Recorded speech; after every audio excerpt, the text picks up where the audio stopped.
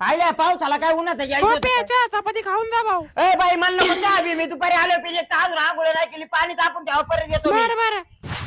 अरे तुम्हाला काय गल्लीतल्या लोकांना हाकलीचा भाग बी काय करायचं, तुम्ही लाईटीच्या पोलाला डायरेक्ट वॉलने बांधून ठेवता. आता लाईट नसल्या आमच्याच नावाने वरटत बसता. येतो अरे सोडतो मी पोलाव तोडून, नाही तर लाईट येणार नाही 24 तास. तुम्हाला आताच सांगतोय त्यावर आलो मी पुढून. आईच्या गावात पाऊस नसलेला बरं राव, एवढी चिडचिड झाली सुतानी मुताई सुद्धा जागा बी. हॅलो लाईट कधी येईन? अहो तुम्हाला अक्षरशः सांगतो 4-5 दिवस नाही लाईट येणार राव. सुखाने मुतून तरी जरा वायरमॅनला तुमचं काम चालू आहे सकाळ धरून. एक तर पावसानं नको नको केलं, आता तुमच्या फोनने नको नको व्हायला लागले मला.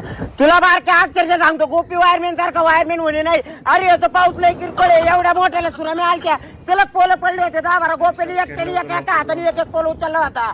हे सरपंच तुम्ही त्या काकारामला नीट समजून सांगणार आहे का नाही? त्याच्या वावरात आपला पोल बांधला, तो पोल काढून टाका. आता तो जर पोल काढला अख्ख्या गावाची लाईट बंद होईल.